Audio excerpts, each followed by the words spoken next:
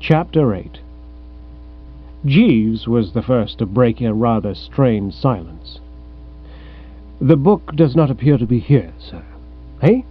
"I've searched the top of the cupboard, sir, but I have not found the book." It may be that my reply erred a trifle on the side of acerbity. My narrow escape from those slavering jaws had left me a bit edgy. "Blast the book, Jeeves, what about this dog?" "Yes, sir." "What do you mean, yes, sir?" "I was endeavouring to convey that I appreciate the point which you've raised, sir. The animal's unexpected appearance unquestionably presents a problem. While he continues to maintain his existing attitude, it will not be easy for us to prosecute the search for Mr. Finknuttle's notebook. Our freedom of action will necessarily be circumscribed." "Then what's to be done?" "It's difficult to say, sir." "You've no ideas?" "No, sir." I could have said something pretty bitter and stinging at this. I don't know what, but something. But I refrained. I realized that it was rather tough on the man, outstanding though his gifts were, to expect him to ring the bell every time without fail. No doubt that brilliant inspiration of his, which had led to my signal victory over the forces of darkness, as represented by our Spode, had taken it out of him a good deal, rendering the brain, for the nonce, a bit flaccid. One could but wait and hope that the machinery would soon get going again, enabling him to seek new high levels of achievement. And I felt, as I continued to turn the position of affairs over in my mind, the sooner the better. For it was plain that nothing was going to budge this canine excrescence except an offensive on a major scale, dashingly conceived and skilfully carried out. I don't think I've ever seen a dog who conveyed more vividly the impression of being rooted to the spot and prepared to stay there till the cows, or in this case his proprietress, came home. And what I was going to say to Stiffy, if she returned and found me roosting on her chest of drawers, was something I hadn't yet thought out in any exactness of detail. Watching the animal sitting there like a bump on a log, I soon found myself chafing a good deal. I remember Freddie Widgeon, who was once chased to the top of a wardrobe by an Alsatian during a country house visit, telling me that what he disliked most about the thing was the indignity of it all. The blow to the proud spirit, if you know what I mean. The feeling, in fine, that he, the heir of the ages, as you might say, was camping out on a wardrobe at the whim of a bally dog. It was the same with me. One doesn't want to make a song and dance about one's ancient lineage, of course, but after all, the Woosters did come over with the Conqueror, and we're extremely pally with him. And a fat lot of good it is coming over with conquerors if you're simply going to wind up by being given the elbow by Aberdeen terriers. These reflections had the effect of making me rather peevish, and I looked down somewhat sourly at the animal. "I call it monstrous, Jeeves," I said, voicing my train of thought, "that this dog should be lounging about in a bedroom. Most unhygienic." "Yes, sir." "Scotties are smelly, even the best of them. You'll recall how my Aunt Agatha's Macintosh niffed to heaven while enjoying my hospitality? I frequently mentioned it to you." "Yes, sir." "And this one is even riper. He should obviously have been bedded out in the stables. 'Pon my Sam, what with Scotties in Stiffy's room and Newts in Gussie's, Totley Towers isn't far short of being a Lazar house." "No, sir." "And consider the matter from another angle," I said, warming to my theme. "I refer to the danger of keeping a dog of this nature and disposition in a bedroom, where it can spring out ravening on anyone who enters. You and I happen to be able to take care of ourselves in an emergency such as has arisen, but suppose we'd been some highly strung housemaid." "Yes, sir." "I can see her coming into the room to turn down the bed. I picture her as a rather fragile girl with big eyes and a timid expression. She crosses the threshold, she approaches the bed, and out leaps this man-eating dog. One doesn't like to dwell upon the sequel." "No, sir." I frowned. "I wish," I said, "that instead of sitting there saying, 'Yes, sir,' and 'No, sir,' Jeeves, you would do something." "But what can I do, sir?" "You can get action, Jeeves. That's what's required here, sharp, decisive action. I wonder if you recall a visit we once paid to the residence of my Aunt Agatha at Woolham Chertsey in the county of Herts. To refresh your memory, it was the occasion on which, in company with the Right Honourable A.B. Filmer, the Cabinet Minister, I was chivied onto the roof of a shack on the island in the lake by an angry swan. I recall the incident vividly, sir. So do I.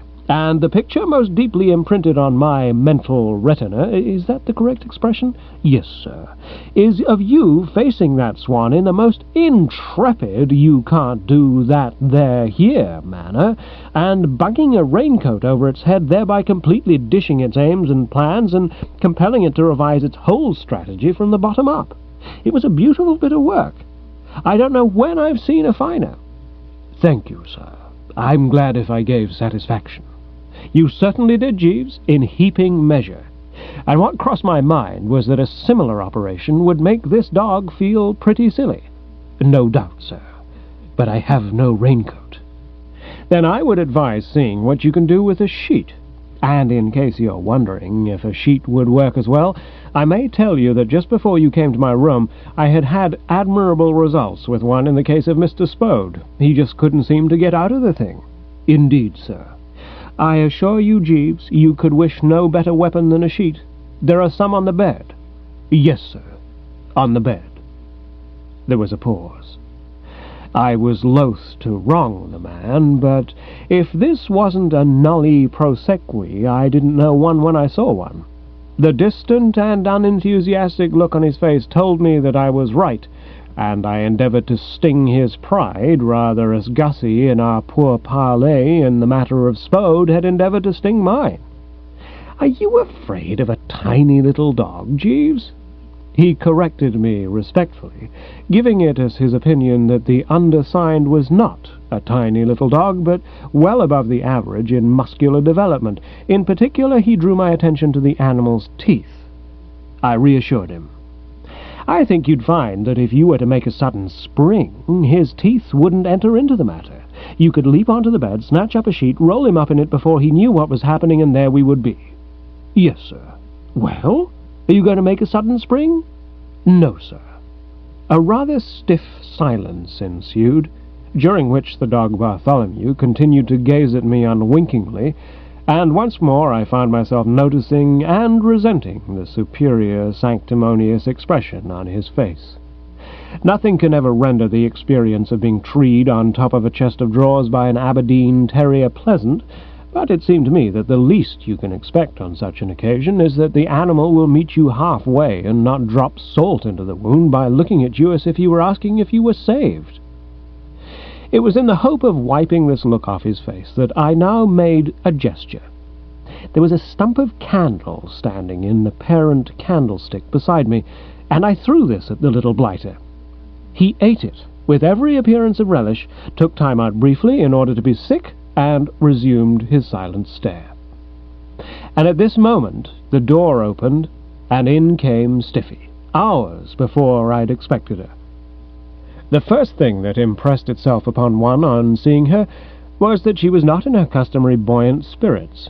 Stiffy, as a rule, is a girl who moves jauntily from spot to spot. Youthful elasticity is, I believe, the expression, but she entered now with a slow and dragging step like a vulgar boatman. She cast a dull eye at us, and after a brief "Hello, Bertie, hello, Jeeves," seemed to dismiss us from her thoughts.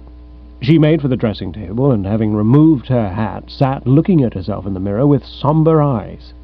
It was plain that for some reason the soul had got a flat tire, and seeing that unless I opened the conversation there was going to be one of those awkward pauses, I did so. "What ho, Stiffy?" "Hello." "Nice evening. Your dog's just been sick on the carpet." All this, of course, was merely by way of leading into the main theme, which I now proceeded to broach. "Well, Stiffy, I suppose you're surprised to see us here." "No, I'm not. Have you been looking for that book?" "Why, yes, that's right, we have, though, as a matter of fact, we hadn't really got started. We were somewhat impeded by the bow-wow. Keeping it light, you notice, always the best way on these occasions. He took our entrance in the wrong spirit." "Oh, yes, would it be asking too much of you to attach a stout lead to his collar, thus making the world safe for democracy?"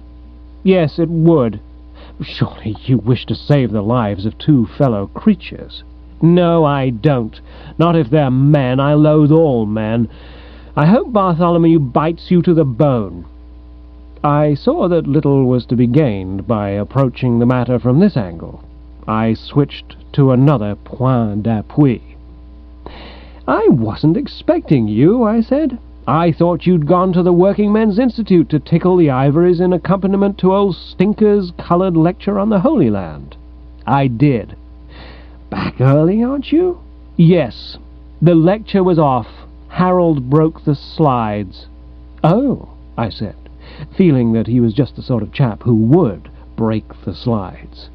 How did that happen? She passed a listless hand over the brow of the dog Bartholomew, who'd stepped up to fraternize. He dropped them. What made him do that? He had a shock when I broke off our engagement. What? Yes. A gleam came into her eyes as if she were reliving unpleasant scenes, and her voice took on the sort of metallic sharpness which I've so often noticed in that of my Aunt Agatha during our get-togethers. Her listlessness disappeared, and for the first time she spoke with a girlish vehemence. I got to Harold's cottage, and I went in, and after we'd talked of this and that for a while, I said, "When are you going to pinch Eustace Oates's helmet, darling?" And would you believe it, he looked at me in a horrible sheepish hangdog way and said that he'd been wrestling with his conscience in the hope of getting its okay, but that it simply wouldn't hear of him pinching Eustace Oates's helmet, so it was all off. "Oh," I said, drawing myself up. "All off, is it? Well, so is our engagement." And he dropped a double handful of coloured slides at the Holy Land, and I came away. You don't mean that? Yes, I do, and I consider that I've had a very lucky escape. If he's the sort of man who's going to refuse me every little thing I ask, I'm glad I found it out in time. I'm delighted about the whole thing. Here, with a sniff like the tearing of a piece of calico, she buried the bean in the hands and broke into what are called uncontrollable sobs. Well, dashed painful, of course, and you wouldn't be far wrong in saying that I ached in sympathy with her distress. I don't suppose there's a man in the W1 postal district of London more readily moved by a woman's grief than myself. For 2 pins, if I'd been a bit nearer, I would have patted her head. But though there is a kindly streak in the Woosters, there's also a practical one, and it didn't take me long to spot the bright side to all this. "Well, that's too bad," I said. "The heart bleeds. Eh, Jeeves?" "Distinctly, sir." "Yes, by Jove, it bleeds profusely, and I suppose all that one can say is that one hopes that time, the great healer, will eventually stitch up the wound. However, as in these circs, you will, of course, no longer have any use for that notebook of Gussie's. How about handing it over?" "What?" "I said that if your projected union with Stinker is off, you will, of course, no longer wish to keep that notebook of Gussie's among your effects." "Oh, don't bother me about notebooks now." No, quite. No, not for the world. All I'm saying is that if, at your leisure, choose the time to suit yourself, you wouldn't mind slipping it across. Oh, all right. I can't give it to you now, though. It isn't here. Not here? No, I put it... Hello? What's that? What had caused her to suspend her remarks just at the point when they were becoming fraught with interest was a sudden tapping sound, a sort of tap, tap, tap. It came from the direction of the window. This room of Stiffy's, I should have mentioned, in addition to being equipped with 4-poster beds, valuable pictures, richly upholstered chairs, and all sorts of other things far too good for a young squirt who went about biting the hand that had fed her at luncheon at its flat by causing it the utmost alarm and despondency, had a balcony outside its window. It was from this balcony that the tapping sound proceeded, leading one to infer that someone stood without. That the dog Bartholomew had reached this conclusion was shown immediately by the lissom agility by which he leaped at the window and started trying to bite his way through. Up till this moment he'd shown himself a dog of strong reserves, content merely to sit and stare, but now he was full of strange oaths. And I confess that as I watched his champing and listened to his observations, I congratulated myself on the promptitude with which I'd breezed onto that chest of drawers. A bone-crusher if ever one drew breath, this Bartholomew Bing. Reluctant as one always is to criticize the acts of an all-wise providence, I was dashed if I could see why a dog of his size should have been fitted out with the jaws and teeth of a crocodile. Still, too late, of course, to do anything about it now. Stiffy, after that moment of surprised inaction, which was to be expected in a girl who hears tapping sounds at her window, had risen and gone to investigate. I couldn't see a thing from where I was sitting, but she was evidently more fortunately placed. As she drew back the curtain, I saw her clap a hand to her throat like someone in a play, and a sharp cry escaped her, audible even above the ghastly row which was proceeding from the lips of the frothing terrier. "Harold!" she yipped, and putting two and two together, I gathered that the bird on the balcony must be old Stinker Pinker, my favourite curate.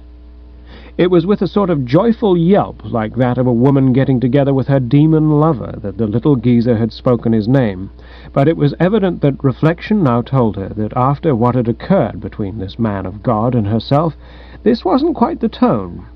Her next words were uttered with a cold, hostile intonation. I was able to hear them because she'd stooped and picked up the bounder Bartholomew, clamping a hand over his mouth to still his cries, a thing I wouldn't have done for a goodish bit of money. "What do you want?" Owing to the lull in Bartholomew, the stuff was coming through well now. Stinker's voice was a bit muffled by the intervening sheet of glass, but I got it nicely. "Stiffy?" "Well, can I come in?" "No, you can't. But I brought you something." A sudden yowl of ecstasy broke from the young pimple. "Harold, you angel lamb, you haven't got it after all." "Yes! Oh, Harold, my dream of joy!" She opened the window with eager fingers, and a cold draught came in and played about my ankles. It was not followed, as I supposed it would be, by old Stinker. He continued to hang about on the outskirts, and a moment later his motive in doing so was made clear. "I say, Stiffy, old girl, is that hound of yours under control?" "Yes, rather. Wait a minute." She carried the animal to the cupboard and bunged him in, closing the door behind him. And from the fact that no further bulletins were received from him, I imagine he curled up and went to sleep. These Scotties are philosophers, well able to adapt themselves to changing conditions. They can take it as well as dish it out. "All clear, Angel," she said, and returned to the window, arriving there just in time to be folded in the embrace of the incoming Stinker. It wasn't easy for some moments to sort out the male from the female ingredients in the ensuing tangle, but eventually he disengaged himself, and I was able to see him steadily and see him whole. And when I did so, I noticed that there was rather more of him than there had been when I'd seen him last. Country butter and the easy life these curates lead had added a pound or two to an always impressive figure. To find the lean, finely trained Stinker of my nonage, I felt that one would have to catch him in Lent. But the change in him, I soon perceived, was purely superficial. The manner in which he now tripped over a rug and cannoned into an occasional table, upsetting it with all the old thoroughness, showed me that at heart he still remained the same galumphing man with two left feet who'd always been constitutionally incapable of walking through the great Gobi Desert without knocking something over. Stinker's was a face which in the old college days had glowed with health and heartiness. The health was still there, he looked like a clerical beetroot, but of heartiness, at this moment, one noted rather a shortage. His features were drawn as if conscience were gnawing at his vitals, and no doubt it was, for in one hand he was carrying the helmet which I had last observed perched on the dome of Constable Eustace Oates. With a quick impulsive movement, like that of a man trying to rid himself of a dead fish, he thrust it at Stiffy, who received it with a soft, tender squeal of ecstasy. "I brought it," he said dully. "Oh, Harold!" "I brought your gloves, too. You left them behind. At least, I've brought one of them. I couldn't find the other." "Thank you, darling, but never mind about gloves, my wonder man. Tell me everything that happened." He was about to do so when he paused, and I saw that he was staring at me with a rather feverish look in his eyes. Then he turned and stared at Jeeves. One could read what was passing in his mind. He was debating within himself whether we were real, or whether the nervous strain to which he'd been subjected was causing him to see things. "Stiffy," he said, lowering his voice, "don't look now, but is there something on top of that chest of drawers?" "Eh? Oh, yes, that's Bertie Wooster." "Oh, it is," said Stinker, brightening visibly. "I wasn't quite sure. Is that somebody on the cupboard, too?" "That's Bertie's man, Jeeves." "How do you do?" said Stinker. "How do you do, sir?" said Jeeves. We climbed down, and I came forward with outstretched hand, anxious to get the reunion going. "What ho, Stinker!" "Hello, Bertie. Long time since we met." "It is a bit, isn't it?"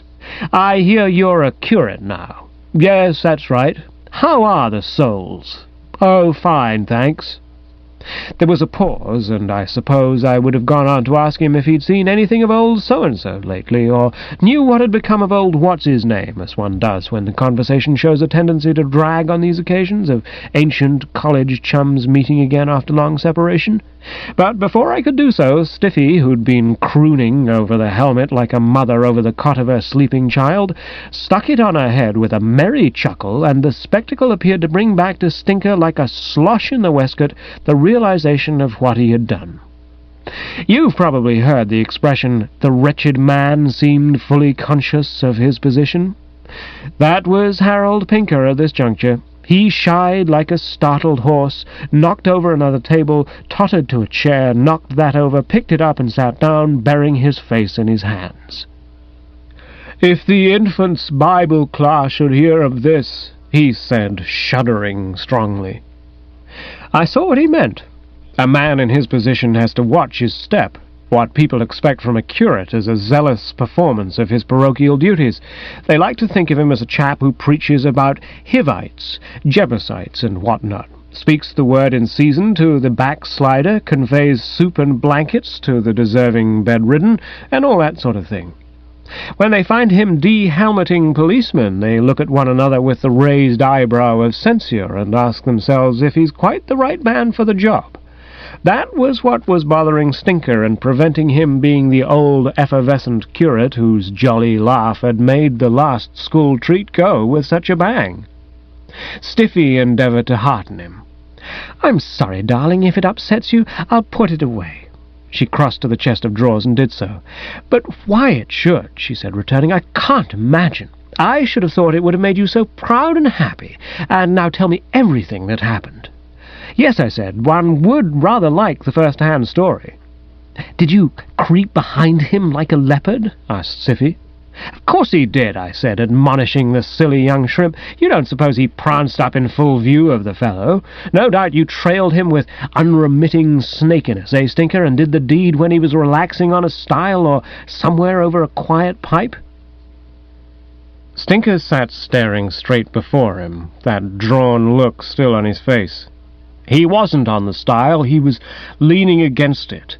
After you left me, Stiffy, I went for a walk to think things over, and I had just crossed Plunkett's meadow and was going to climb the stile into the next one when I saw something dark in front of me, and there he was." I nodded. I could visualize the scene. "I hope I said that you remembered to give the forward shove before the upwards lift?" "It wasn't necessary. The helmet was not on his head. He'd taken it off and put it on the ground, and I just crept up and grabbed it." I started, pursing the lips a bit. "Not quite playing the game, Stinker." "Yes, it was," said Stiffy with a good deal of warmth. "I call it very clever of him." I couldn't recede from my position. At the Drones we hold strong views on these things. "There's a right way and a wrong way of pinching policemen's helmets," I said firmly. "You're talking absolute nonsense," said Stiffy. "I think you were wonderful, darling." I shrugged my shoulders. "How do you feel about it, Jeeves?" "I scarcely think that it would be fitting for me to offer an opinion, sir." "No," said Stiffy, "and it jolly well isn't fitting for you to offer an opinion, you pie-faced Bertie Wooster. Who do you think you are?" she demanded with renewed warmth, "coming strolling into a girl's bedroom, sticking on dog about the right way and the wrong way of pinching helmets. It isn't as if you were such a wonder at it yourself, considering that you got collared and hauled up next morning at Bosher Street, where you had to grovel to Uncle Watkin in the hope of getting off with a fine." I took this up promptly.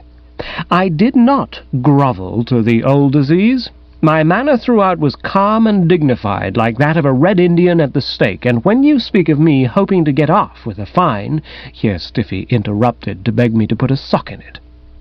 Well, all I was about to say was that the sentence stunned me.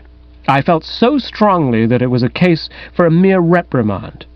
However, this is beside the point, which is that Stinker in the recent encounter did not play to the rules of the game.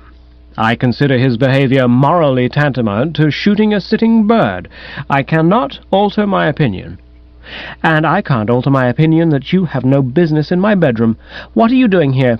"Yes, I was wondering that," said Stinker, touching on the point for the first time. And I could see, of course, how he might quite well be surprised at finding this mob scene in what he'd supposed the exclusive sleeping apartment of the loved one. I eyed her sternly. "You know what I'm doing here. I told you I came—" "Oh, yes. Bertie came to borrow a book, darling, but—" Here her eyes lingered on mine in a cold and sinister manner. "I'm afraid I can't let him have it just yet. I haven't finished with it myself. By the way," she continued, still holding me with that compelling stare, "Bertie says he'll be delighted to help us with that cow-creamer scheme." "Will you, old man?" said Stinker eagerly. "Of course he will," said Stiffy. "He was saying only just now what a pleasure it would be." "You won't mind me hitting you on the nose?" "Of course he won't. You see, we must have blood. Blood is of the essence." Of course, said Stiffy. Her manner was impatient. She seemed in a hurry to terminate the scene. He quite understands that. "When would you feel like doing it, Bertie?" "He feels like doing it tonight," said Stiffy. "No sense in putting things off. Be waiting outside at midnight, darling. Everybody will have gone to bed by then. Midnight will suit you, Bertie?" "Yes, Bertie says it'll suit him splendidly, so that's all settled. And now you really must be going, precious. If somebody came in and found you here, they might think it odd. Good night, darling." "Good night, darling." "Good night, darling." "Good night, darling." "Wait," I said, cutting in on these revolting exchanges, for I wished to make a last appeal to Stinker's finer feelings. "He can't wait. He's got to go. Remember, Angel, on the spot, ready to the last button at 12 Pip Emma. Good night, darling." "Good night, darling." "Good night, darling." "Good night, darling." They passed onto the balcony, the nauseous endearments receding in the distance, and I turned to Jeeves, my face stern and hard. "Faugh, Jeeves." "Sir?" "I said faugh. I'm a pretty broad-minded man, but this has shocked me. I may say to the core. It's not so much the behavior of Stiffy that I find so revolting. She is a female, and the tendency of females to be unable to distinguish between right and wrong is notorious. But that Harold Pinker, a clerk in holy orders, a chap who buttons his collar at the back, should countenance this thing, appalls me. He knows she's got that book. He knows that she's holding me up with it. But does he insist on her returning it? No. He lends himself to the raw work with open enthusiasm. A nice lookout for the Totley and the Wold flock trying to keep on the straight and narrow path with a shepherd like that. A pretty example he sets to this infant's Bible class of which he speaks. A few years of sitting at the feet of Harold Pinker and imbibing his extraordinary views on morality and ethics, and every bally child on the list will be serving a long stretch at Wormwood Scrubs for blackmail."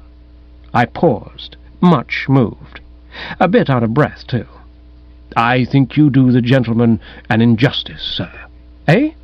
"I'm sure that he's under the impression that your acquiescence in the scheme is due entirely to goodness of heart and a desire to assist an old friend." "You think she hasn't told him about the notebook?" "I'm convinced of it, sir. I could gather that from the lady's manner." "I didn't notice anything about her manner." "When you were about to mention the notebook, it betrayed embarrassment, sir. She feared lest Mr. Pinker might inquire into the matter and, learning the facts, compel her to make restitution." "By Jove, Jeeves, I believe you're right." I reviewed the recent scene. Yes, he was perfectly correct. Stiffy, though one of those girls who enjoy in equal quantities the gall of an army mule and the calm insouciance of a fish on a slab of ice, had unquestionably gone up in the air a bit when I'd seemed about to explain to Stinker my motives for being in the room. I recalled the rather feverish way in which he'd hustled him out like a small bouncer at a pub, ejecting a large customer. "Egad, Jeeves," I said, impressed. There was a muffled crashing sound from the direction of the balcony. A few moments later, Stiffy returned. "Harold fell off the ladder," she explained, laughing heartily. "Well, Bertie, you've got the programme all clear. Tonight's the night." I drew out a gasper and lit it. "Wait," I said. "Not so fast. Just one moment, young Stiffy." The ring of quiet authority in my tone seemed to take her aback. She blinked twice and looked at me questioningly, while I, drawing in a cargo of smoke, expelled it nonchalantly through the nostrils. "Just one moment," I repeated. In the narrative of my earlier adventures with Augustus Finknottle at Brinkley Court, with which you may or may not be familiar, I mentioned that I'd once read a historical novel about a buck or beau or some such cove who, when it became necessary for him to put people where they belonged, was in the habit of laughing down from lazy eyelids and flicking a speck of dust from the irreproachable Mechlin lace at his wrists. And I think I stated that I'd had excellent results from modelling myself on this bird. I did so now. "Stiffy," I said, laughing down from lazy eyelids and flicking a speck of cigarette ash from my irreproachable cuff, "I will trouble you to disgorge that book." The questioning look became intensified. I could see that all this was perplexing her. She'd supposed that she had Bertram nicely ground beneath the iron heel, and here he was, popping up like a 2-year-old full of the fighting spirit. "What do you mean?" I laughed down a bit more. "I should have supposed," I said, flicking, "that my meaning was quite clear. I want that notebook of Gussie's, and I want it immediately without any more back-chat." Her lips tightened. "You'll get it tomorrow, if Harold turns in a satisfactory report?" "I shall get it now." "Ha, jolly ha! Ha, jolly ha to you, young Stiffy, with knobs on," I retorted with quiet dignity. "I repeat, I shall get it now. If I don't, I shall go to old Stinker and tell him all about it." "All about what?" "All about everything. At present he's under the impression that my acquiescence in your scheme is due entirely to goodness of heart and a desire to assist an old friend. You haven't told him about the notebook. I'm convinced of it. I could gather that from your manner. When I was about to mention the notebook, it betrayed embarrassment. You feared lest Stinker might inquire into the matter, and, learning the facts, compel you to make restitution." Her eyes flickered. I saw that Jeeves had been correct in his diagnosis. "You're talking absolute rot," she said, but it was with a quaver in the V. "All right. Well, toodaloo. I'm off to find Stinker." I turned on my heel, and, as I'd expected, she stopped me with a pleading yowl. "No, Bertie, don't! You mustn't!" I came back. "So, you admit it? Stinker knows nothing of your—" The powerful phrase which Aunt Dahlia had employed when speaking of Sir Watkin Bassett occurred to me, "of your underhanded skullduggery." "I don't see why you call it underhanded skullduggery." "I call it underhanded skullduggery because that's what I consider it, and that is what Stinker, dripping as he is with high principles, will consider it when the facts are placed before him." I turned on the H again. "Well, toodaloo once more. Bertie, wait." "Well, Bertie, darling?" I checked her with a cold wave of the cigarette-holder. "Less of the Bertie, darling." "Bertie, darling, forsooth, a nice time to start the Bertie darlinging." "But, Bertie, darling, I want to explain. Of course I didn't dare tell Harold about the book. He would have had a fit. He would have said it was a rotten trick, and of course I knew it was, but there was nothing else to do. There didn't seem any other way of getting you to help us." "There wasn't." "But you are going to help us, aren't you?" "I am not." "Well, I do think you might." "I dare say you do, but I won't." Somewhere about the first or second line of this chunk of dialogue I'd observed her eyes begin to moisten and her lips to tremble, and a pearly one had started to steal down the cheek. The bursting of the dam, of which that pearly one had been the first preliminary trickle, now set in with great severity. With a brief word to the effect that she wished she were dead, and that I would look pretty silly when I gazed down at her coffin, knowing that my inhumanity had put her there, she flung herself on the bed and started going whoop. It was the old, uncontrollable sob stuff, which she'd pulled earlier in the proceedings, and once more I found myself a bit unmanned. I stood there, irresolute, plucking nervously at the cravat. I've already alluded to the effect of a woman's grief on the Woosters. "Whoop," she went. "But Stiffy," I said. "Whoop, whoop." "But Stiffy, old girl, be reasonable. Use the bean. You can't seriously expect me to pinch that cow creamer. It whoops everything to us." "Very possibly, but listen, you haven't envisaged the latent snags. Your blasted uncle is watching my every move, just waiting for me to start something. And even if he wasn't, the fact that I would be cooperating with Stinker renders the thing impossible. I've already given you my views on Stinker as a partner in crime. Somehow, in some manner, he would muck everything up. Why, look at what happened just now. He couldn't even climb down a ladder without falling off.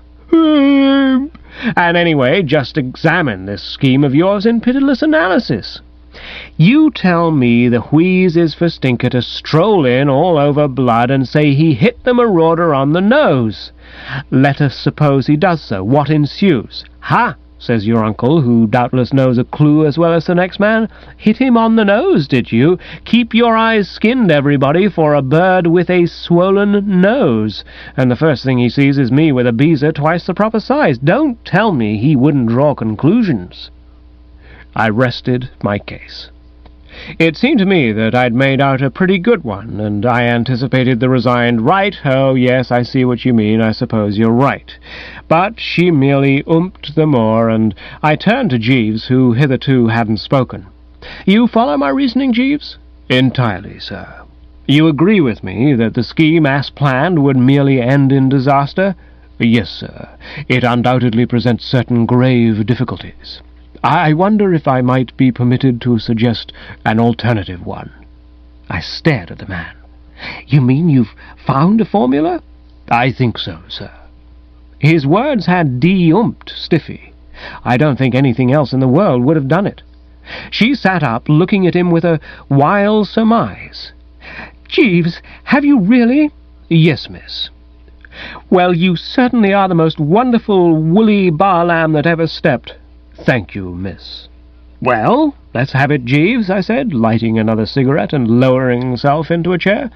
"One hopes, of course, that you're right, but I should have thought personally that there were no avenues." "I think we can find one, sir, if we approach the matter from the psychological angle." "Oh, psychological." "Yes, sir. The psychology of the individual?" "Precisely, sir." "I see, Jeeves."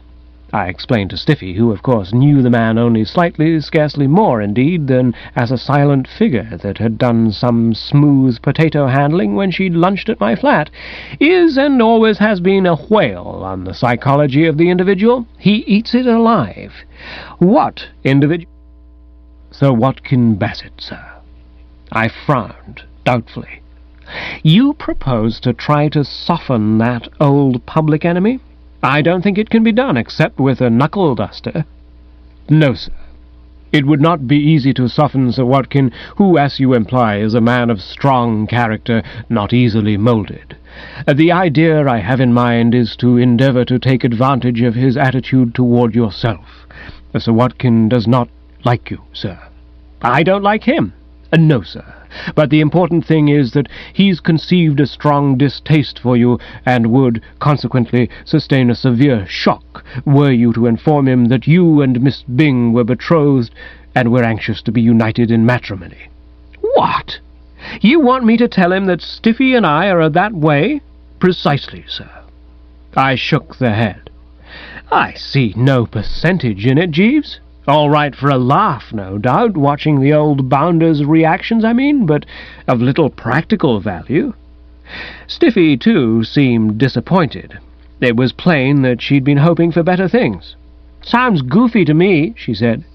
"Where would that get us, Jeeves?" "If I might explain, miss, Sir Watkins' reactions would, as Mr. Wooster suggests, be of a strongly defined character. He would hit the ceiling." "Exactly, miss. A very colourful piece of imagery. And if you were then to assure him that there was no truth in Mr. Wooster's statement, adding that you were in actual fact betrothed to Mr. Pinker, I think the overwhelming relief which he would feel at the news would lead him to look with a kindly eye on your union with that gentleman." Personally, I'd never heard anything so potty in my life, and my manner indicated as much. Stiffy, on the other hand, was all over it. She did the first few steps of a spring dance. "Why, Jeeves, that's marvellous." "I think it would prove effective, miss." "Of course it would. It couldn't fail. Just imagine, Bertie, darling, how he'd feel if you told him I wanted to marry you. Why, if after that I said, 'Oh, no, it's all right, Uncle Watkin, the chap I really want to marry is the boy who cleans the boots,' he would fold me in his arms and promise to come and dance at the wedding. And when he finds that the real fellow is a splendid, wonderful, terrific man like Harold, the thing will be a walkover. Jeeves, you really are a specific dream rabbit." "Thank you, miss. I'm glad to have given satisfaction." I rose. It was my intention to say good-bye to all this. I don't mind people talking rot in my presence, but it must not be utter rot. I turned to Stiffy, who was now in the later stages of her spring dance, and addressed her with curt severity. "I will now take the book, Stiffy." She was over by the cupboard, strewing roses. She paused for a moment. "Oh, the book, you want it?" "I do, immediately." "I'll give it to you after you've seen Uncle Watkin." "Oh?" "Yes. It isn't that I don't trust you, Bertie, darling, but I should feel much happier if I knew that you knew I had still got it, and I'm sure you want me to feel happy. You toddle off and beard him, and then we'll talk." I frowned. "I will toddle off," I said coldly, "but beard him, no. I seem to see myself bearding him." She stared. "But, Bertie, this sounds as if you weren't going to sit in." "It was how I meant it to sound." "You wouldn't fail me, would you?" I would fail you like Billy-O." "Don't you like the scheme?" "I do not. Jeeves spoke a moment ago of his gladness at having given satisfaction. He's given me no satisfaction whatsoever. I consider that the idea he's advanced marks the absolute zero in human goofiness, and I'm surprised that he should have entertained it. The book, Stiffy, if you please, and slippily." She was silent for a space. "I was rather asking myself," she said, "if you might not take this attitude." "And now you know the answer," I riposted. "I have. The book, if you please." "I'm not going to give you any book." "Very well. Then I go to Stinker and tell him all." "All right. Do. And before you can get within a mile of him, I shall be up in the library telling Uncle Watkin all." She waggled her chin, like a girl who considers that she's put over a swift one. And examining what she'd said, I was compelled to realize that this was precisely what she'd put over. I'd overlooked this contingency completely. Her words gave me pause. The best I could do in the way of a comeback was to utter a somewhat baffled, There's no use attempting to disguise the fact. Bertram was nonplussed. "So there you are. Now how about it?"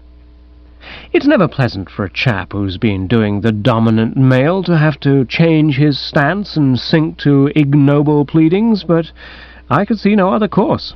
My voice, which had been firm and resonant, took on a melting tremolo. "But, Stiffy, dash it, you wouldn't do that." "Yes, I would, if you don't go and sweeten Uncle Watkin." "But how can I go and sweeten him, Stiffy? You can't subject me to this fearful ordeal." "Yes, I can. And what's so fearful about it? He can't eat you." I conceded this. "True, but that's about the best you can say." "It won't be any worse than a visit to the dentist." "It'll be worse than 6 visits to 6 dentists." "Well, think how glad you'll be when it's over." I drew little consolation from this. I looked at her closely, hoping to detect some signs of softening. Not one. She'd been as tough as a restaurant steak, and she continued as tough as a restaurant steak. Kipling was right. D than the M. No getting around it. I made one last appeal. You won't recede from your position? Not a step. In spite of the fact, excuse me mentioning it, that I gave you a dashed good lunch at my flat, no expense spared. No. I shrugged my shoulders, as some Roman gladiator, one of those chaps who threw knotted sheets over people, for instance, might have done on hearing the call boy shouting his number in the wings. Very well, then, I said. She beamed at me maternally. That's the spirit, that's my brave little man. At a less preoccupied moment, I might have resented her calling me her brave little man, but in this grim hour it scarcely seemed to matter. Where is this frightful uncle of yours? He's bound to be in the library now. Very good, then I'll go to him.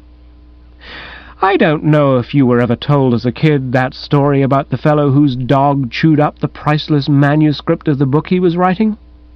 The blowout, if you remember, was that he gave the animal a pained look and said, "Oh, Diamond, Diamond, you," or it may have been thou, "little know, or possibly knowest what you, or thou, has or hast done." I heard it in the nursery, and it's always lingered in my mind.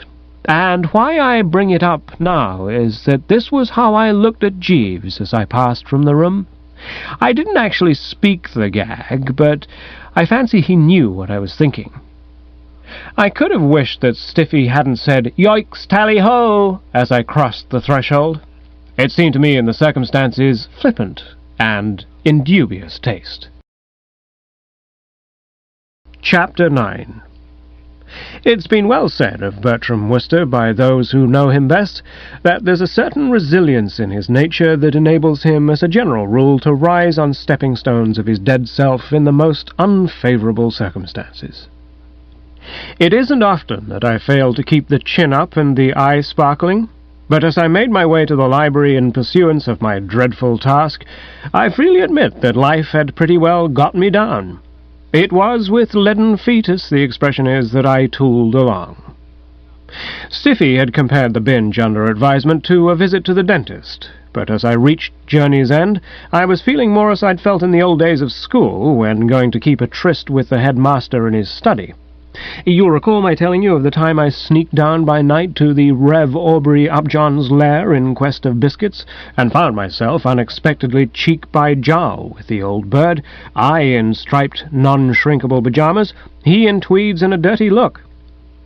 On that occasion, before parting, we'd made a date for 4:30 next day at the same spot, and my emotions now were almost exactly similar to those which I'd experienced on that far-off afternoon, as I tapped on the door and heard a scarcely human voice invite me to enter. The only difference was that while the Rev. Aubrey had been alone, Sir Watkin Bassett appeared to be entertaining company. As my knuckles hovered over the panel, I seemed to hear the rumble of voices, and when I went in I found that my ears had not deceived me. Pop Bassett was seated at the desk, and by his side stood Constable Eustace Oates. It was a spectacle that rather put the lid on the shrinking feeling from which I was suffering. I don't know if you've ever been jerked before a tribunal of justice, but if you have, you'll bear me out when I say that the memory of such an experience lingers, with the result that when later you're suddenly confronted by a sitting magistrate and a standing policeman, the association of ideas gives you a bit of a shock, and tends to unman. A swift, keen glance from old B did nothing to still the fluttering pulse. "Yes, Mr. Wooster?" "Oh, could I speak to you for a moment?" "Speak to me?" I could see that a strong distaste for having his sanctum cluttered up with Woosters was contending in Sir Watkin Bassett's bosom with a sense of the obligations of a host. After what seemed a nip-and-tuck struggle, the latter got its nose ahead. Why, yes, that is, if you really, Oh, certainly, pray take a seat." I did so, and felt a good deal better. In the dock you have to stand. Old Bassett, after a quick look in my direction to see that I wasn't stealing the carpet, turned to the constable again. "Well, I think that's all, Oates." "Very good, Sir Watkin. You understand what I wish you to do?" "Yes, sir. And with regard to that other matter, I will look into it very closely. Bearing in mind what you've told me of your suspicions, a most rigorous investigation shall be made." The zealous officer clumped out. Old Bassett fiddled for a moment with the papers on his desk. Then he cocked an eye at me. "That was Constable Oates, Mr. Wooster?" "Yes." "You know him?" "I've seen him." "When?" "This afternoon." "Not since then?" "No." "You are quite sure?" "Oh, quite." He fiddled with his papers again, then touched on another topic. "We were all disappointed that you were not with us in the drawing-room after dinner, Mr. Wooster." This, of course, was a bit embarrassing. The man of sensibility does not like to reveal to his host that he's been dodging him like a leper. "You were much missed." "Oh, was I? I'm sorry. I had a bit of a headache and went and ensconced myself in my room." "I see. And you remained there?" "Yes." "You didn't by any chance go for a walk in the fresh air to relieve your headache?" "Oh, no, ensconced all the time." "I see. Odd. My daughter Madeline tells me that she went twice to your room after the conclusion of dinner, but found it unoccupied." "Oh, really? Wasn't I there?" "You were not." "I suppose I must have been somewhere else." "The same thought had occurred to me. I remember now, I did saunter out on 2 occasions." "I see." He took up a pen and leaned forward, tapping it against his left forefinger. "Somebody stole Constable Oates's helmet tonight," he said, changing the subject. "Oh, yes?" "Yes. Unfortunately, he was not able to see the miscreant." "No?" "No. At the moment when the outrage took place, his back was turned." "Dash difficult, of course, to see miscreants if your back is turned." "Yes." "Yes." There was a pause. And as, in spite of the fact that we seemed to be agreeing on every point, I continued to sense a strain in the atmosphere, I tried to lighten things with a gag, which I remember from the old in statu pupillari days. Sort of makes you say to yourself, quis custodiet ipsos custodes, what? "I beg your pardon?" "A Latin joke," I explained. "Quis who custodiet shall guard, ipsos custodes, the guardians themselves?" "Rather funny, I mean to say," I proceeded, making it clear to the meanest intelligence. "A chap who's supposed to stop chaps pinching things from chaps having a chap come along and pinch something from him." "Oh, I see your point. Yes, I can conceive that a certain type of mind might detect a humorous side to the affair. But I can assure you, Mr. Wooster, that that is not the side which presents itself to me as Justice of the Peace. I take the very gravest view of the matter, and this, when once he is apprehended and placed in custody, I shall do my utmost to persuade the culprit to share." I didn't like the sound of this at all. A sudden alarm for old Stinker's well-being swept over me. "I say, what do you think he'd get?" "I appreciate your zeal for knowledge, Mr. Wooster, but at the moment I am not prepared to confide in you. In the words of the late Lord Asquith, I can only say, wait and see. I think it's possible that your curiosity may be gratified before long." I didn't want to rake up old sores, or as being a bit of a lad for letting the dead past bury its dead, but I thought it might be as well to give him a pointer. "You fine me £5, I reminded him. "So you informed me this afternoon," he said, pass-nasing me coldly. "But if I understood correctly what you were saying, the outrage for which you were brought before me at Bosher Street was perpetrated on the night of the annual boat race between the universities of Oxford and Cambridge, when a certain license is traditionally granted by the authorities. In the present case, there are no such extenuating circumstances. I should certainly not punish the wanton stealing of government property from the person of Constable Oates with a mere fine." "You don't mean it would be choky?" "I said that I was not prepared to confide in you, but having gone so far, I will. The answer to your question, Mr. Wooster, is in the affirmative." There was a silence. He sat tapping his finger with the pen. I, if memory serves me correctly, straightening my tie. I was deeply concerned. The thought of poor old Stinker being bunged into the Bastille was enough to disturb anyone with a kindly interest in his career and prospects. Nothing retards a curate's advancement in his chosen profession more surely than a spell in the jug. He lowered the pen. "Well, Mr. Wooster, I think that you were about to tell me what brings you here." I started a bit. I hadn't actually forgotten my mission, of course, but all this sinister stuff had caused me to shove it away at the back of my mind, and the suddenness with which it now came popping out gave me a bit of a jar. I saw that there would have to be a few preliminary pourparlers before I got down to the nub. When relations between a bloke and another bloke are of a strained nature, the second bloke can't charge straight into the topic of wanting to marry the first bloke's niece. Not, that is to say, if he has a nice sense of what is fitting, as the Woosters have. "Oh, yes. Thanks for reminding me." "Not at all. I just thought I'd drop in and have a chat." "I see." What the thing wanted, of course, was edging into, and I found I'd got the approach. I teed up with a certain excess of confidence. "Have you ever thought about love, Sir Watkin?" "I beg your pardon?" "About love. Have you ever brooded on it to any extent?" "You haven't come here to discuss love." "Yes, I have. That's exactly it. I wonder if you've noticed a rather rummy thing about it, viz. that it's everywhere. You can't get away from it. Love, I mean. Wherever you go, there it is buzzing along in every class of life. Quite remarkable. Take newts, for instance." "Are you quite well, Mr. Wooster?" "Oh, fine, thanks. Take newts, I was saying. You wouldn't think it, but Gussie Finknottle tells me they get it right up their noses in the mating season. They stand in line by the hour, waggling their tails at the local bells. Starfish, too. Also undersea worms." "Mr. Wooster." "And according to Gussie, even ribbon-like seaweed. That surprises you, eh?" It did me.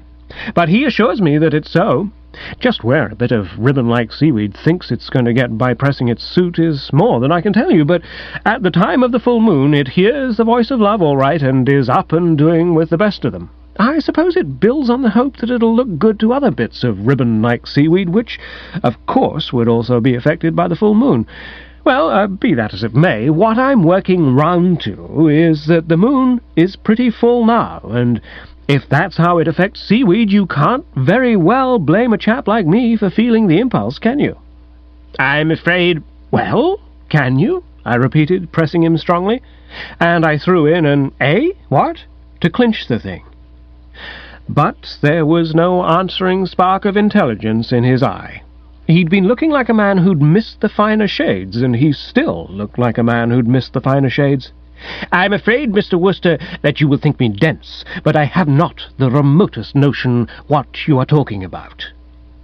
Now that the moment for letting him have it in the eyeball had arrived, I was pleased to find that the all-over-Twitter feeling which had gripped me at the outset had ceased to function. I don't say that I'd become exactly debonair and capable of flicking specks of dust from the irreproachable Mechlin lace at my wrists, but I felt perfectly calm. What had soothed the system was the realization that in another half-jiffy I was about to slip a stick of dynamite under the old buster which would teach him that we are not put into the world for pleasure alone. When a magistrate has taken 5 quid off you for what, properly looked at, was a mere boyish peccadillo, which would have been amply punished by a waggle of the forefinger and a brief tut-tut, it's always agreeable to make him jump like a pea on a hot shovel. I'm talking about me and Stiffy. Stiffy? Stephanie. Stephanie, my niece? That's right, your niece, Sir Watkin, I said, remembering a good one. I have the honour to ask you for your niece's hand. You what? I have the honour to ask you for your niece's hand. I don't understand. It's quite simple. I want to marry young Stiffy. She wants to marry me. Surely you've got it now. Take a line through that ribbon-like seaweed. There was no question as to its being value for money. On the cue niece's hand, he'd come out of his chair like a rocketing pheasant. He now sank back, fanning himself with the pen. He seemed to have aged quite a lot. "She wants to marry you?" "That's the idea." "But I wasn't aware that you knew my niece." "Oh, rather. We too, if you care to put it that way, have plucked the gowans fine." "Oh, yes, I know Stiffy all right. Well, I mean to say, if I didn't, I shouldn't want to marry her, should I?" He seemed to see the justice of this. He became silent, except for a soft groaning noise. I remembered another good one. "You won't be losing a niece. You'll be gaining a nephew." "But I don't want a nephew, damn it." Well, there was that, of course. He rose and, muttering something which sounded like, oh dear," went to the fireplace and pressed the bell with a weak finger. Returning to his seat, he remained holding his head in his hands until the butler blew in. "Butterfield," he said in a low, hoarse voice, "find Miss Stephanie and tell her that I wish to speak to her." A stage wait then occurred, but not such a long one as you might have expected. It was only about a minute before Stiffy appeared. I imagine she'd been lurking in the offing, expectant of this summons. She tripped in all merry and bright. "You want to see me, Uncle Watkin? Oh, hello, Bertie. Hello. I didn't know you were here. Have you and Uncle Watkin been having a nice talk?" Old Bassett, who'd gone into a coma again, came out of it and uttered a sound like the death rattle of a dying duck. "Nice," he said, "is not the adjective I would have selected." He moistened his ashen lips. "Mr. Wooster has just informed me that he wishes to marry you." I must say young Stiffy gave an extremely convincing performance. She stared at him. She stared at me. She clasped her hands. I rather think she blushed. "Why, Bertie!" Old Bassett broke the pen. I'd been wondering when he would. "Oh, Bertie, you've made me very proud."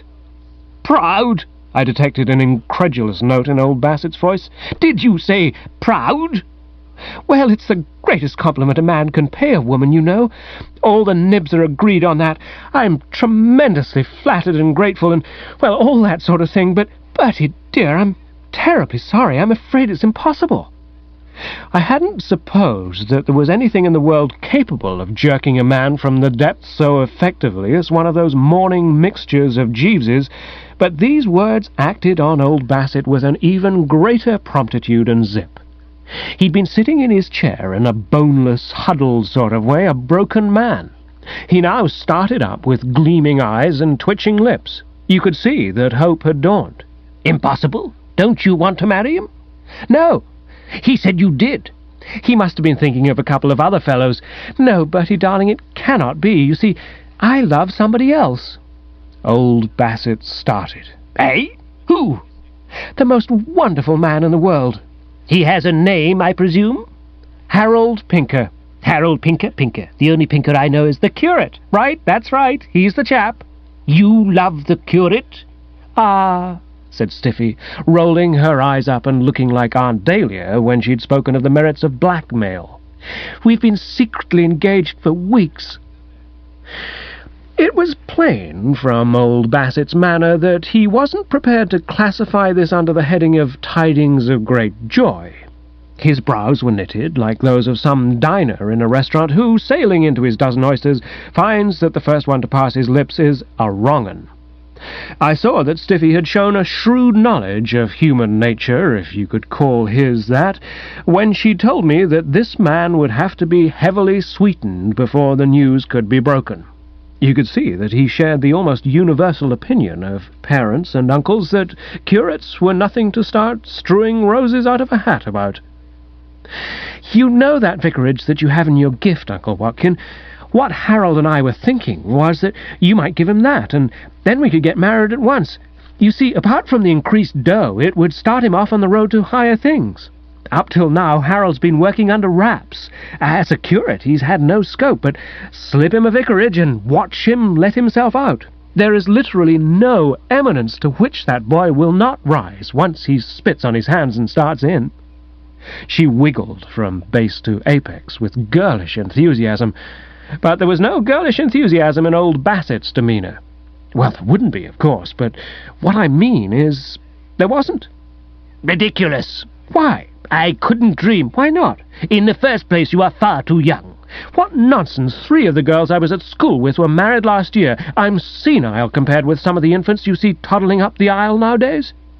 Old Bassett thumped the desk. Coming down, I was glad to see on an upturned paper fastener. The bodily anguish induced by this lent vehemence to his tone. The whole thing is quite absurd and utterly out of the question. I refuse to consider the idea for an instant. But what have you got against Harold? I have nothing, as you put it, against him. He seems zealous in his duties and popular in the parish. He's a bar lamb. No doubt he played football for England, very possibly, and he's marvellous at tennis. I dare say he is, but that is not a reason why he should marry my niece. What means has he, if any, beyond his stipend? About 500 a year. Ah! Well, I don't call that bad. 500's pretty good sugar, if you ask me. Besides, money doesn't matter. It matters a great deal. You really feel that, do you? Certainly. You must be practical. Right-ho, I will. If you'd rather I married for money, I'll marry for money. Bertie, it's on. Start getting measured for the wedding trousers. Her words created what is known as a genuine sensation. Old Bassett's what, and my "here, I say, dash it," popped out neck and neck and collided in mid-air, my heart cry having perhaps an even greater horsepower than his. I was frankly appalled. Experience has taught me that you never know with girls, and it might quite possibly happen, I felt, that she would go through with this frightful project as a gesture. Nothing could teach me anything about gestures. Brinkley Court in the preceding summer had crawled with them. Bertie is rolling in the stuff, and, as you suggest, one might do worse than take a whack at the Wooster millions. Of course, Bertie dear, I'm only marrying you to make you happy. I can never love you as I love Harold. But as Uncle Watkin has taken this violent prejudice against him—" Old Bassett hit the paper fastener again, but this time didn't seem to notice it. "My dear child, don't talk such nonsense. You're quite mistaken. You must have completely misunderstood me. I have no prejudice against this young man, Pinker. I like and respect him. If you really think your happiness lies in becoming his wife, I would be the last man to stand in your way. By all means, marry him. The alternative—" He said no more, but gave me a long, shuddering look. Then, as if the sight of me were more than his frail strength could endure, he removed his gaze, only to bring it back again and give me a short, quick one. He then closed his eyes and leaned back in his chair, breathing stertorously. And as there didn't seem anything to keep me, I sidled out. The last I saw of him, he was submitting without any great animation to a niece's embrace. I suppose that when you have an uncle like Sir Watkin Bassett on the receiving end, a niece's embrace is a thing you tend to make pretty snappy. It wasn't more than about a minute before Stiffy came out and immediately went into a dance. "What a man! What a man! What a man! What a man! What a man!" she said, waving her arms and giving other indications of bien-être. "Jeeves," she explained, as if she supposed that I might imagine her to be alluding to the recent Bassett. "Did he say it would work? He did. And was he right? He was. Bertie, could one kiss Jeeves? Certainly not. Shall I kiss you? No, thank you. All I require from you, young Bing, is that notebook. Well, I must kiss someone, and I'm dashed if I'm going to kiss Eustace Oates." She broke off. A graver look came into her dial. "Eustace Oates," she repeated meditatively. "That reminds me. In the rush of recent events, I'd forgotten him. I exchanged a few words with Eustace Oates just now, Bertie, while I was waiting on the stairs for the balloon to go up, and he was sinister to a degree. Where's that notebook?" "Never mind about the notebook. The subject under discussion is Eustace Oates and his sinisterness. He's on my trail about that helmet." "What?" "Absolutely. I'm suspect number 1. He told me that he reads a lot of detective stories, and he says that the first thing a detective makes a beeline for is motive. After that, opportunity, and finally, clues. Well, as he pointed out, with that high-handed behaviour of his about Bartholomew rankling in my bosom, I had a motive all right, and seeing that I was out and about at the time of the crime, I had the opportunity too. And as for clues, what do you think he had with him when I saw him? One of my gloves. He'd picked it up on the scene of the outrage while measuring footprints, or looking for cigar ash, I suppose. You remember when Harold brought me back my gloves? There was only one of them. The other he apparently dropped while scooping in the helmet. A sort of dull, bruised feeling weighed me down as I mused on this latest manifestation of Harold Pinker's goofiness, as if a strong hand had whanged me over the cupola with a blackjack. There was such a sort of hideous ingenuity in the way he thought up new methods of inviting ruin. He would. What do you mean, he would? Well, he did, didn't he? That's not the same thing as saying he would in a beastly, sneering, supercilious tone, as if you were so frightfully hot yourself. I can't understand you, Bertie, the way you're always criticizing poor Harold. I thought you were so fond of him. I love him like a bee, but that doesn't alter my opinion that of all the pumpkin-headed foozlers who ever preached about Hivites and Jeebusites, he's the foremost. He isn't half as pumpkin-headed as you. He is, at a conservative estimate, about 27 times as pumpkin-headed as me. He begins where I leave off. It may be a strong thing to say, but he's more pumpkin-headed than Gussie. With a visible effort, she swallowed the rising choler. Well, never mind about that. The point is that Eustace Oates is on my trail, and I've got to look slippy and find a better safe deposit vault for that helmet than my chest of drawers. Before I know where I am, the Ogpoo will be searching my room. Where would be a good place, do you think? I dismissed the thing wearily. Oh, dash it, use your own judgment. To return to the main issue, where is the notebook? Oh, Bertie, you're a perfect bore about that notebook. Can't you think of anything else? No, I can't. Where is it? You're going to laugh when I tell you. I gave her an austere look. It's possible that I may someday laugh again, when I have got well away from this house of terror, but there is a fat chance of my doing so at this early date. Where is that book? Well, if you really must know, I hid it in the cow creamer. Everyone, I imagine, has read stories in which things turned black and swam before people. As I heard these words, Stiffy turned black and swam before me. It was as if I'd been looking at a flickering negress. You what? I hid it in the cow creamer. What on earth did you do that for? Oh, I thought I would. But how am I to get it? A slight smile curved the young pimple's mobile lips. Oh, dash it, use your own judgment, she said. Well, see you soon, Bertie. She biffed off, and I leaned limply against the banisters, trying to rally from this frightful wallop. But the world still flickered, and a few moments later I became aware that I was being addressed by a flickering butler.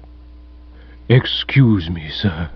Miss Madeline desired me to say that she would be glad if you could spare her a moment."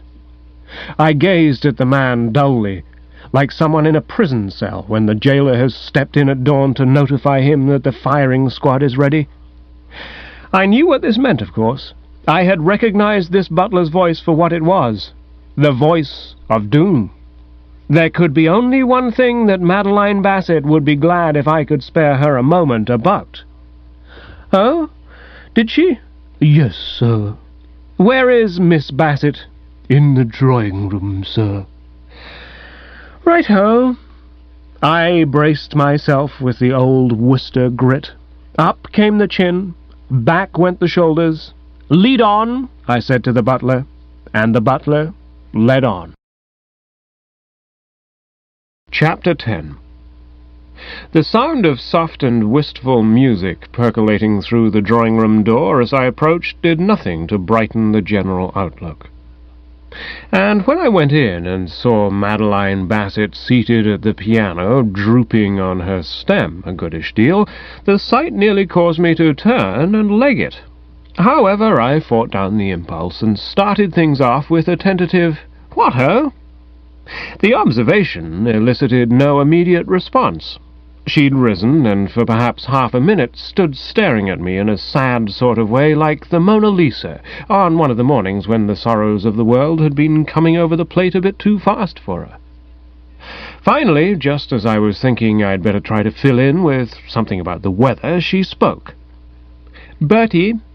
It was, however, only a flash in the pan. she blew a fuse, and silence supervened again. "Bertie?" No good. Another washout. I was beginning to feel the strain a bit. We'd had one of these deaf-mutes getting-together sessions before at Brinkley Court in the summer, but on that occasion I had been able to ease things along by working in a spot of stage business during the awkward gaps in the conversation. Our previous chat, as you may or possibly may not recall, had taken place in the Brinkley dining room, in the presence of a cold collation, and it had helped a lot being in a position to bound forward at intervals with a curried egg or a cheese straw. In the absence of these foodstuffs, we were thrown back a good deal on straight staring, and this always tends to embarrass. Her lips parted. I saw that something was coming to the surface, a couple of gulps, and she was off to a good start. "Bertie, I wanted to see you. I asked you to come because I wanted to tell you, Bertie, my engagement to Augustus is at an end." "Yes." "You knew?" "Oh, rather. He told me." "Then you know why I asked you to come here. I wanted to say—" "Yes." "That I'm willing—" "Yes." "To make you happy." She appeared to be held up for a moment by a slight return of the old tonsil trouble, but after another brace of gulps, she got it out. "I will be your wife, Bertie." I suppose that after this most chaps would have thought it scarcely worthwhile to struggle against the inev, but I had a dash at it.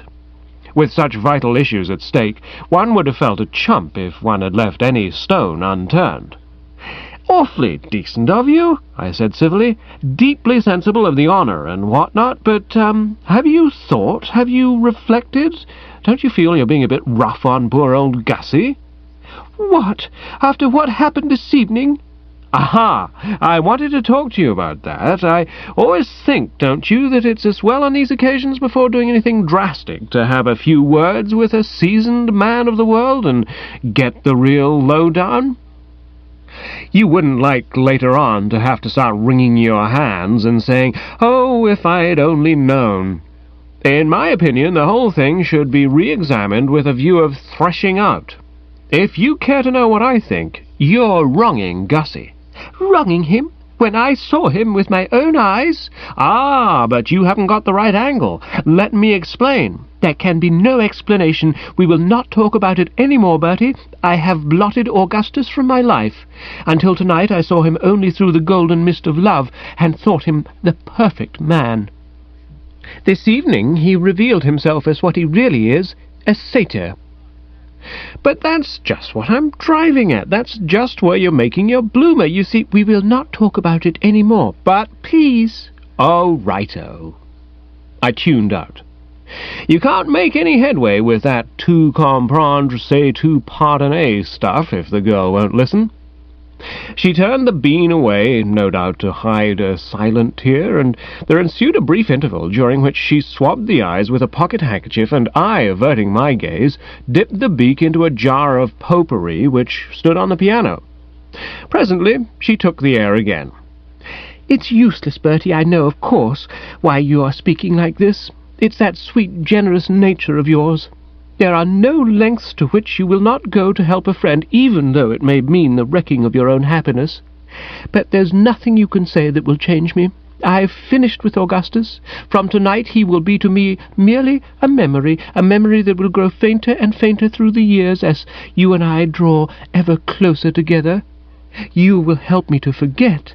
With you beside me I shall be able in time to exorcise Augustus's spell.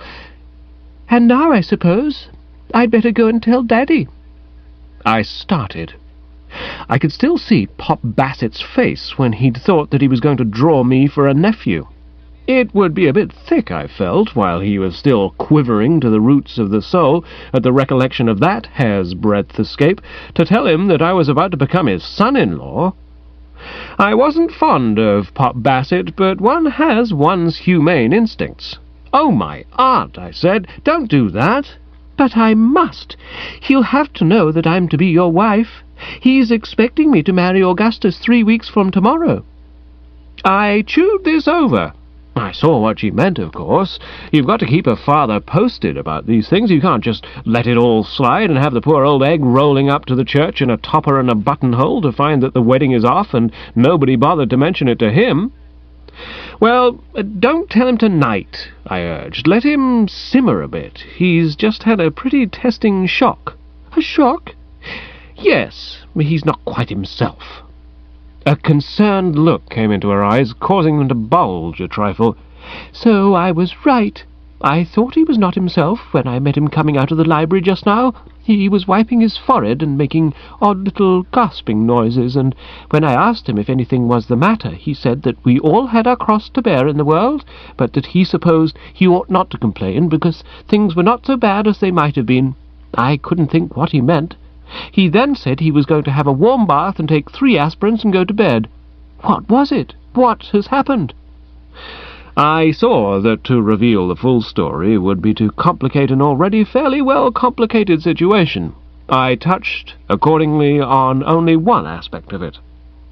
Stiffy had just told him she wanted to marry the curate. Stephanie? The curate? Mr. Pinker? That's right, old Stinker Pinker. And it churned him up a good deal. He appears to be a bit allergic to curates. She was breathing emotionally, like the dog Bartholomew just after he'd finished eating the candle. But, yes. But does Stephanie love Mr. Pinker? Oh, rather, no question about that. But then, I saw what was in her mind and nipped in promptly. Then there can't be anything between her and Gussie, you were going to say? Exactly, this proves it, doesn't it? That's the very point I've been trying to work the conversation round to from the start. But yes, I know he did, but his motives in doing so were as pure as the driven snow, purer, if anything. I'll tell you all about it, and I'm prepared to give you 100 to 8 that when I've finished you'll admit that he was more to be pitied than censured. Give Bertie Wooster a good, clear story to unfold, and he can narrate it well. Starting at the beginning with Gussie's aghastness at the prospect of having to make a speech at the wedding breakfast, I took her step by step through the subsequent developments, and I may say that I was as limpid as damn it. By the time I'd reached the final chapter, I had her a bit squiggle-eyed, but definitely wavering on the edge of conviction. "And you say Stephanie has hidden this notebook in Daddy's cow creamer?" "Plumb spang in the cow creamer." "But I never heard such an extraordinary story in my life. Bizarre, yes, but quite capable of being swallowed, don't you think? What you've got to take into consideration is the psychology of the individual. You may say that you wouldn't have a psychology like Stiffy's if you were paid for it, but it's hers all right." "Are you sure you're not making this up, Bertie?" "Why on earth? I know your altruistic nature so well."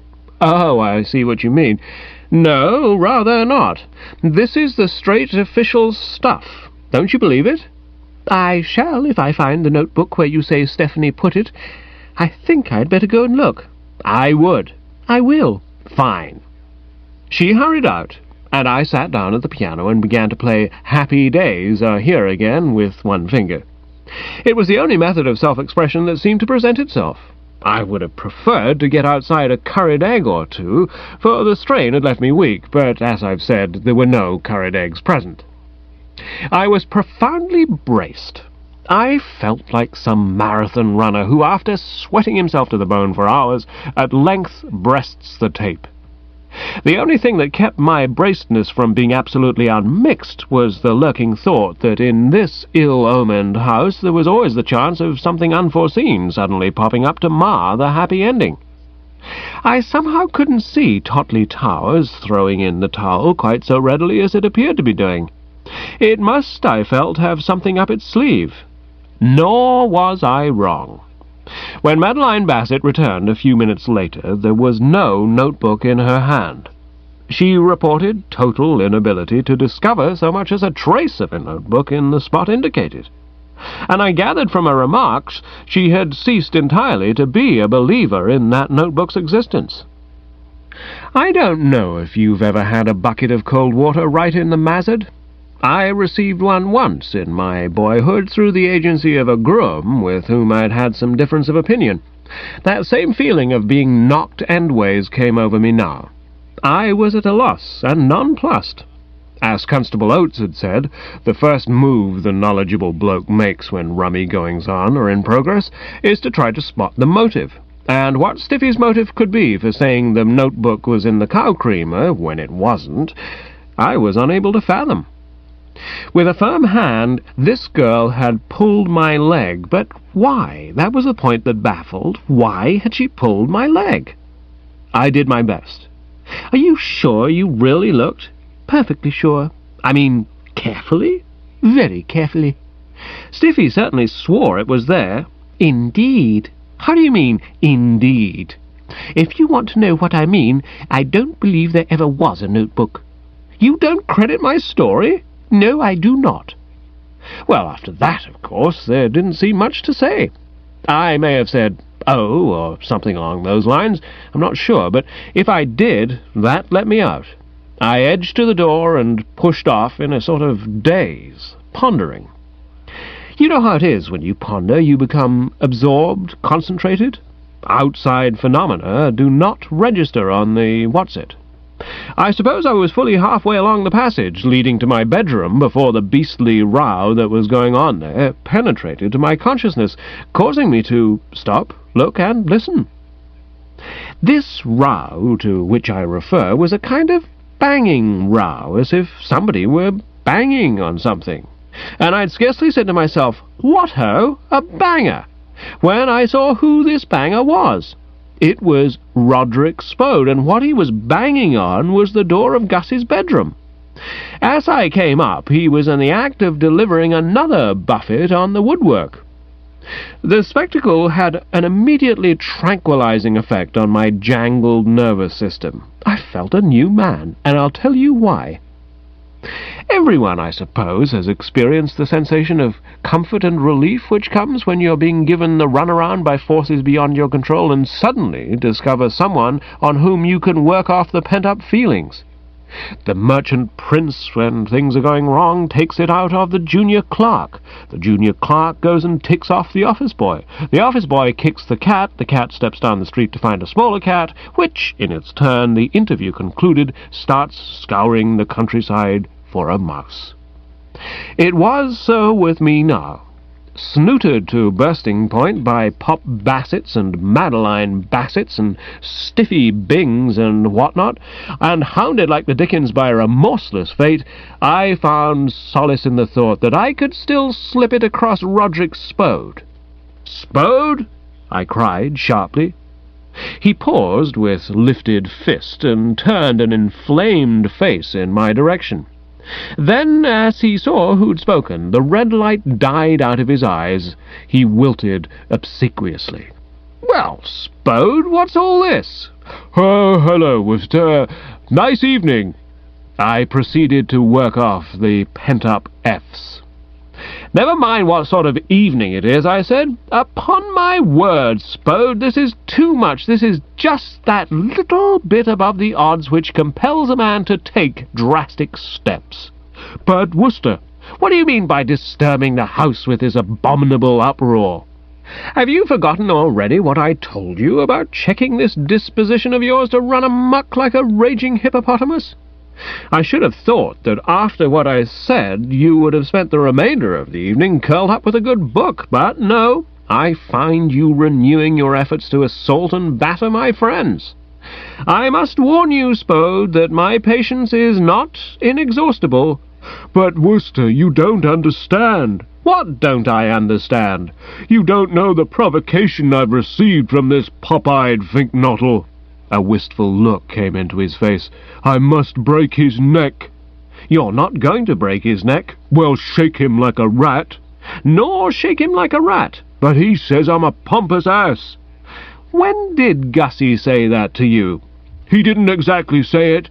He wrote it. Look, here it is." Before my bulging eyes he produced from his pocket a small, brown, leather-covered notebook. Harking back to Archimedes just once more, Jeeves's description of him discovering the principle of displacement, though brief, had made a deep impression on me, bringing before my eyes a very vivid picture of what must have happened on that occasion. I'd been able to see the man testing the bath-water with his toes, stepping in, immersing the frame.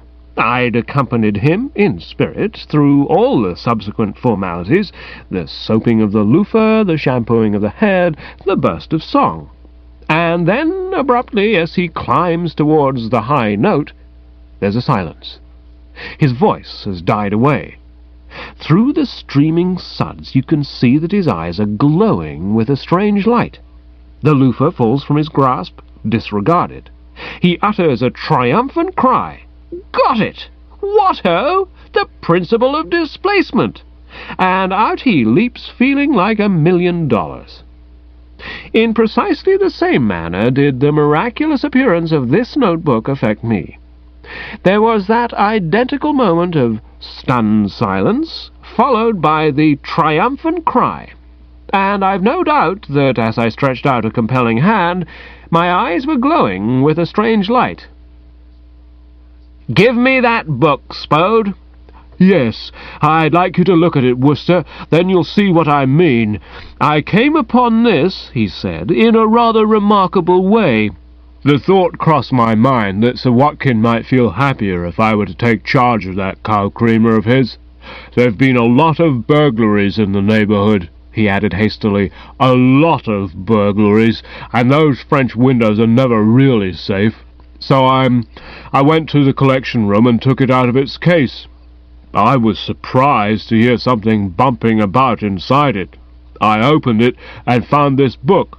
Look," he said, pointing a banana-like finger over my shoulder. "There's what he says about the way I eat asparagus." I think Roderick Spode's idea was that we were going to pore over the pages together. When he saw me slip the volume into my pocket, I sensed the feeling of bereavement. "Are you going to keep the book, Wooster?" "I am." "But I wanted to show it to Sir Watkin. There's a lot about him in it, too." "We will not cause Sir Watkin needless pain, Spode." "Perhaps you're right. Then I'll be getting on with breaking this door down." "Certainly not," I said sternly. "All you do is pop off." "Pop off?" "Pop off. Leave me, Spode. I would be alone." I watched him disappear round the bend, then rapped vigorously on the door. "Gussie?" No reply. "Gussie, come out." "I'm dashed if I do." "Come out, you ass. Wooster speaking." But even this didn't produce immediate results. He explained later that he was under the impression that it was Spode giving a cunning imitation of my voice. But eventually I convinced him that this was indeed the boyhood friend and no other, and there came the sound of furniture being dragged away, and presently the door opened and his head emerged cautiously like that of a snail taking a look round after a thunderstorm. Into the emotional scene which followed I need not go in detail. You will have witnessed much the same sort of thing in the pictures when the United States Marines arrive in the nick of time to relieve the beleaguered garrison. I may sum it up by saying that he fawned upon me. He seemed to be under the impression that I had worsted Roderick Spode in personal combat, and it wasn't worthwhile to correct it. Pressing the notebook into his hand, I sent him off to show it to Madeline Bassett, and proceeded to my room. Jeeves was there, messing about at some professional task. It had been my intention, on seeing this man again, to put him through it in no uncertain fashion for having subjected me to the tense, nervous strain of my recent interview with Pop Bassett, but now I greeted him with the cordial smile rather than the acid glare. After all, I told myself, his scheme had dragged home the gravy, and in any case this was no moment for recriminations. Wellington didn't go about ticking people off after the Battle of Waterloo. He slapped their backs and stood them drinks. "Aha, Jeeves, you're here, are you?" "Yes, sir." "Well, Jeeves, you may start packing the effects." "Sir?" "For the homeward trip. We leave tomorrow." "You're not proposing, then, sir, to extend your stay at Totley Towers?" I laughed, one of my gay, jolly ones. "Don't ask foolish questions, Jeeves. Is Totley Towers a place where people extend their stays if they haven't got to?